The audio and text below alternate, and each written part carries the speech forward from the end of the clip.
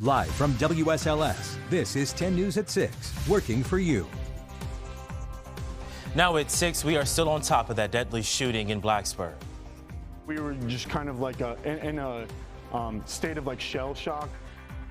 So much shock, they're still trying to make sense of it all tonight. Our community works to process the tragic events of Friday night, including those who were on the front line. Then from the New River Valley to the Roanoke Valley, what a local gym is doing to help family and friends grieve the death of one of their own. But to understand how the community can move forward, we have to understand how we got here. It was meant to be a normal Friday night out in downtown Blacksburg until gunfire overpowered any evening fun just before midnight. An 18-year-old Roanoke high schooler was killed. 4 others were hurt, including a Virginia Tech student. There were many questions that went unanswered for hours, chiefly who fired that gun. That was answered late Saturday night when police named a suspect who they had yet to find. Where was he? On Facebook Live, the video of his arrest by U.S. Marshals from his account around 10 p.m. that night. It's kind of hard to see as he put his phone down, but Marshals go in and out of that frame. It was shared on Facebook multiple times across multiple pages of him claiming his innocence. Here he is, his 24-year-old Jamel Flint of Roanoke. He is facing several felony charges, including murder, for the death of 18-year-old Isaiah Robinson. Robinson is a senior at Patrick Henry High School. Today, the healing process began for some as a local mental health group opened its doors to support those who need it. Motivate the Game specializes in helping athletes train physically and mentally. Robinson is a star athlete playing both basketball and football. This business opened their doors from 1 to 3 this afternoon for friends and family to grieve. Owner Daniel Brooks says helping young people understand the cycle of grief is a vital step. A lot of the times, individuals don't have an outlet or a place to go. So we want to create that space, especially for athletes to be able to, train if they have to, cry if they have to, talk if they have to. But it was important for me when these major moments happen to be able to provide that support as needed. MTG also provides one-on-one training as well as team training with licensed professionals. The Blacksburg Volunteer Rescue Squad was the first team to respond to that deadly shooting in downtown Blacksburg late Friday night. 10 News reporter Alexis Davila listens to a member recount the moments the team rushed to the scene. When the radio call came in late Friday night about a shooting in downtown Blacksburg, GSW, Melody Fuka Lounge. The Blacksburg Volunteer Rescue Squad was ready to jump into action. Cameron Buck says dozens of volunteers headed to the supply closet to start packing up. Just an overwhelming amount of adrenaline, I think, for everybody. Cameron Buck tells me they immediately grabbed their rescue vests and went over to grab the MCI bag. Inside this bag here is equipment to help stop a patient from bleeding. Inside is trauma dressings and gauze. 18 members hopped into 5 ambulances and rushed to the scene.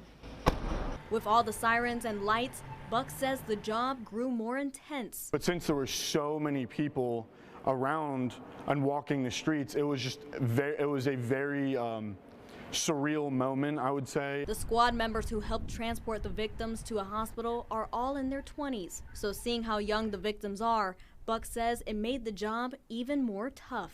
I'm 22 years old, and it was hard seeing people the same age as me who have, the rest of their lives to live for. And it's really hard seeing that, and I think it really hits home thinking that, it could happen to like anyone. Afterwards, Blacksburg and Virginia Tech Rescue Squad members returned to the station and took a moment to breathe. We were just kind of like in a state of like shell shock where we were just like, what just happened? Because it happened so fast. Buck says Blacksburg is their home and the squad will always have the passion to protect it. In Blacksburg, Alexis Davila, 10 News, working for you. Here in the coming days, we hope to learn more about this developing story, like what led to it in the first place. As we learn more, so will you by visiting our website, WSLS.com, or downloading the free 10 News app. We do have another crime alert for you. A man was found dead this morning in the city of Roanoke. That police department says he was found in the 3300 block of Ferncliff Avenue Northwest. This is a parking lot between Home Depot and Sportsman Warehouse. If you have any information, you are asked to call Roanoke Police Department right away.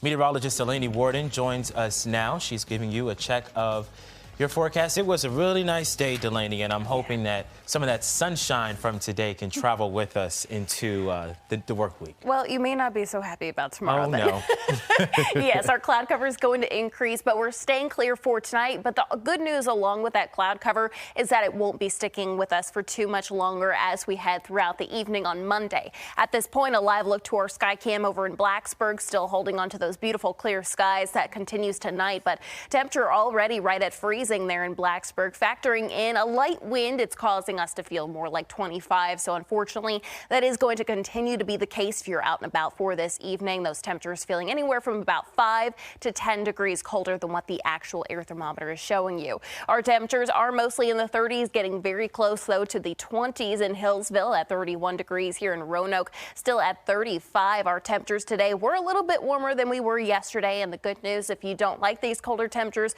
our warming trend is going to be continuing at this point as we go throughout the next few hours, below freezing as we get closer to about 9 p.m. Again, a calm evening, but we'll take a closer look at what you can expect for the week ahead coming up. McKinley. Governor Glenn Youngkin's team says he plans to appeal a court decision now blocking his mask order in several school districts. A judge in Arlington is granting 7 school districts, all outside of our area, a temporary restraining order against the governor's declaration, which leaves the choice of masking to parents. What is your favorite Valentine's Day candy? Think about it. When we come back, we'll show you Virginia's favorite Valentine's Day candy. Then, have you ever sold Girl Scout cookies? How about 10,000 of them? When we come back, we'll introduce you to a girl who beat the Girl Scout cooking selling record right here in our state. Have a question about current events, new laws? We can help. Just ask 10. It's easy. Go to WSLS.com, click on the menu icon, and click Ask 10. Type your question. We'll get to work on your answer. Ask 10 on WSLS.com. A 12-year-old Girl Scout just outside of Charlottesville is earning a lot of recognition for her cookie sales. That's because she has sold more than 10,000 boxes in 2021, breaking the previous record for the Virginia Skyline Council, which was around 5,000 boxes. I had an original goal of 2,500, and then once I got to that, I slowly kept on raising it, and until somehow it ended up at 10,000. Wow, Girl Scout cookie season runs until March 31st. Your local weather authority, always watching and tracking for you from the JES Weather Center. Another quiet evening ahead of us, holding on to our clear skies. We're currently getting a live look to our sky cam overlooking downtown Roanoke. Things are looking good outside. We are going to be staying dry for this evening. Winds are going to be a little breezy at times, but overall nothing too impactful. They could cause our temperatures to feel just a little bit colder though. Satellite and radar here at home, things are looking good. We track towards our south and we are seeing a little bit of rain from a low pressure system just off the coast. However, we will watch this closely as it could bring us some precipitation as we head into the day tomorrow. A closer look at that here in just a moment. Temperatures are in the 30s at this point. We will be returning to the 20s by tomorrow morning. We're already below freezing over in Hillsville, along with Hot Springs, 31 degrees for you, 34 for Danville and Lynchburg, whereas here in Roanoke, 35 degrees for the moment. Another night of radiational cooling, meaning we have our clear skies, calm winds for the most part, which is going to allow our heat that we gain throughout the day to lift back up in the atmosphere. This will likely be the last night, at least compared to what we'll be dealing with for tomorrow. So maybe some good news. Temperatures won't be dropping as quickly. But as we go throughout the next few hours, we're below freezing as we get towards 9 p.m. and then into the upper 20s right around 10 p.m. So, of course, heading out for this evening, wear some layers. Our temperatures will be feeling pretty cold out the door tomorrow morning, again reaching into the 20s, maybe a few teens, but certainly not like what we saw yesterday, where really most of us west of the Parkway saw those temperatures below the 20-degree mark, 21 over in Hot Springs and Lexington. Now for the day tomorrow, our temperatures starting off cold, but already we're going to be warmer than we were even for today as we get just after lunchtime. Those temperatures will be returning to the 40s and much closer to where we should be for this time of year. The caveat is that we're going to be bringing in some cloud cover as we bring in that low pressure system that I was talking about just off the coast. It's going to bring us some more clouds and the potential for some precipitation. We'll take a look at that in a moment, but our temperatures mostly in the 40s out there, 44 in Roanoke, 43 in Alta Vista. For Floyd, you're eventually reaching 42 degrees as we head into the afternoon. As for Blacksburg, you're reaching 45 degrees. So future tracker, 8 a.m. Things are still quiet for us. We're still holding on to overall more clear skies than cloud cover. That's going to change pretty quickly. Even by 10 a.m., we're seeing that cloud cover really creeping in if you live along and south of that 460 corridor and starting to see some precipitation. Now, we're going to watch this closely. It's going to depend on how quickly we can warm up, whether or not we see any freezing precipitation. However, with our warmer temperatures expected tomorrow, that could be pretty difficult. However, we're still going to keep a very close eye on that. Either way, most of that precipitation is looking to stay towards south side, maybe portions of central along with the Roanoke Valley. So not too bad, just some much needed moisture once again. Your 7-day forecast, though, that keeps our temperatures in the 40s through Tuesday, warming up very nicely as we go from there, holding on to the 50s until Saturday of next weekend. And then yet another cold front moves through that's going to drop our temperatures to the 40s once again. I mean, certainly that is a roller coaster, a little bit of yes, everything. Yes, it is. Yeah, so if you're ready for the warmth again, just wait a few days. Just wait a few days. Yeah. I mean, even though, like, is 50s really warm? Warmer for than what we this time have. of year. Yeah, that's true. Yeah. Warmer than what we have had. Yeah. All right, thank you so much. All right, a basketball legend was honored by the VHSL this afternoon. A word from the Hokies and Cavaliers after wins on Saturday, while the Virginia Tech women go for a win at home. That and more next in sports. Ahead for us, our live report from Beijing as Team USA athletes find a place on the medal stand. Plus, an Olympic skier's amazing comeback from a near fatal crash and the parents cheering on athletes from afar. Those stories and more on Nightly News.